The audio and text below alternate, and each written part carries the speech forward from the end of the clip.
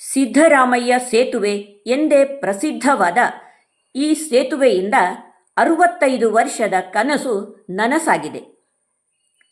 ಭದ್ರಾ ನದಿಗೆ ಕಟ್ಟಿದ 504 ಮೀಟರ್ ಉದ್ದದ ಈ ಸೇತುವೆಗೆ ಕಾರಣಕರ್ತರಾದ ಆಗಿನ ಮುಖ್ಯಮಂತ್ರಿ ಸಿದ್ದರಾಮಯ್ಯನವರ ಹೆಸರನ್ನೇ ಇಟ್ಟಿದ್ದಾರೆ.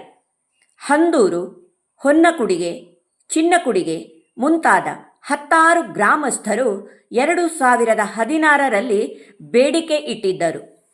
2017ರಲ್ಲಿ ಶಂಕುಸ್ಥಾಪನೆಯಾಗಿ 2026ರಲ್ಲಿ ಈ ಸೇತುವೆಯ ಉದ್ಘಾಟನೆ ಆಯಿತು. ಸಾವಿರಾರು ಊರಿನ ಜನರಿಗೆ ಮುಕ್ತಿ ಸಿಕ್ಕಿದ ಸಂಭ್ರಮ. 2 ಅಡಿ ಎತ್ತರದ ಕೃಷ್ಣಶಿಲೆಯ ಸಿದ್ದರಾಮಯ್ಯ ಪುತ್ಥಳಿಯನ್ನು ಸ್ಥಾಪಿಸಿದ್ದಾರೆ. ಈಗ ಎನ್ನಾರ್ಪುರದ ಹೊರವಲಯದ ಈ ಸೇತುವೆ ಪರಿಸರದ ಪ್ರವಾಸಿ ತಾಣವಾಗಿದೆ. ಸಿದ್ದರಾಮಯ್ಯ ಸೇತುವೆ ಎಂದೇ ಪ್ರಸಿದ್ಧವಾದ ಈ ಸೇತುವೆಯಿಂದ 65 ವರ್ಷದ ಕನಸು ನನಸಾಗಿದೆ.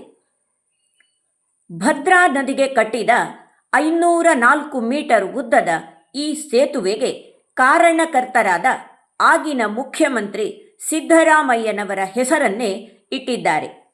ಹಂದೂರು, ಹೊನ್ನಕುಡಿಗೆ, ಚಿನ್ನಕುಡಿಗೆ ಮುಂತಾದ 10 ಗ್ರಾಮಸ್ಥರು 2016ರಲ್ಲಿ ಬೇಡಿಕೆ ಇಟ್ಟಿದ್ದರು.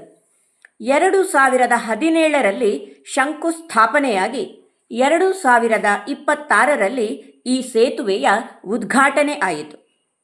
ಸಾವಿರಾರು ಊರಿನ ಜನರಿಗೆ ಮುಕ್ತಿ ಸಿಕ್ಕಿದ ಸಂಭ್ರಮ. 2 ಅಡಿ ಎತ್ತರದ ಕೃಷ್ಣಶಿಲೆಯ ಸಿದ್ದರಾಮಯ್ಯ ಪುತ್ಥಳಿಯನ್ನು ಸ್ಥಾಪಿಸಿದ್ದಾರೆ.